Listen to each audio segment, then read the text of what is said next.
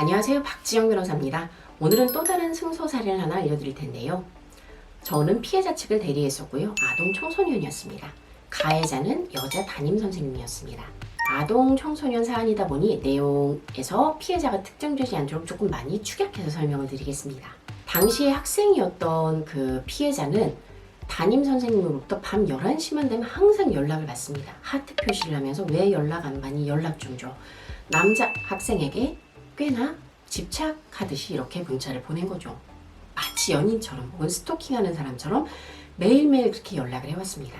피해자가 너무 힘들어서 제발 하트 표시는 하지 말아주세요 라고 했지만 바뀌지 않았고요. 이외에도 스킨십을 한다거나 혹은 약간 언어적 성희롱을 한다거나 이런 부분들에 대해서도 다른 친구들이 진술을 해주어서 모두 다 인정이 됐던 사안입니다. 제가 1심과 2심을 모두 맡았던 사건인데요. 1심에서는 오랜 기간 일어난 이 사실관계를 구체적으로 정리하는 데 제가 중점을 뒀습니다. 그런 방식으로 의견서를 제출했더니 1심에서는 벌금형밖에 나오지 않았습니다.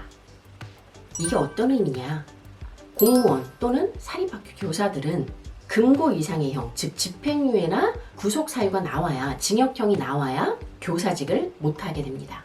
그런데 벌금형이 나오면 교단에 계속 설 수 있다는 취지입니다.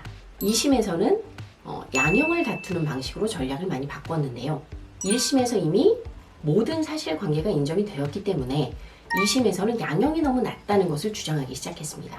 아동 청소년에 대해서는 최근에 법령이 수시로 개정이 되고 아동 청소년을 보호하는 방향으로 가고 있습니다.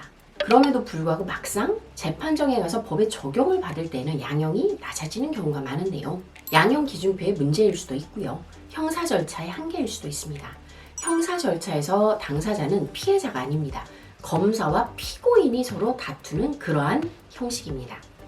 그러다 보니 재판정에서 들리는 얘기라고는 피고인의 눈물, 억울함, 변명 혹은 반성한다라는 얘기뿐입니다.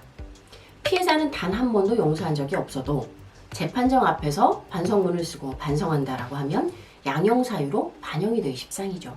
그러다 보니 의견서를 내면서 이 형사 절차의 한계를 언급했고 피해자는 단 한 번도 사과를 받은 적도 없고 용서한 적이 없다는 부분을 강조했습니다.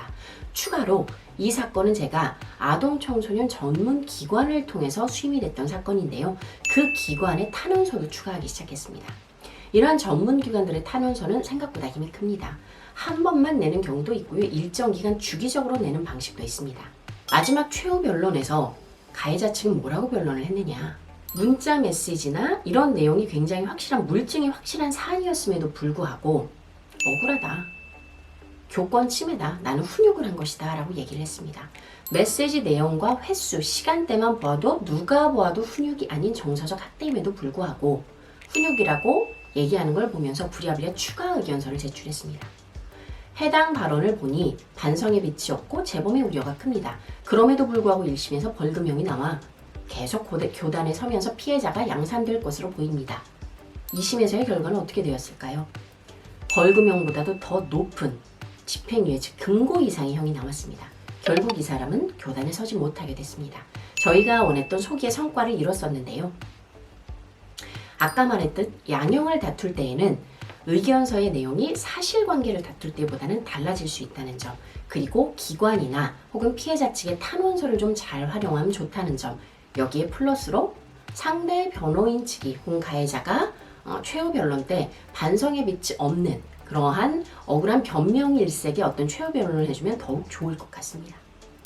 추가 문의 사항은 연락 주시기 바랍니다. 감사합니다.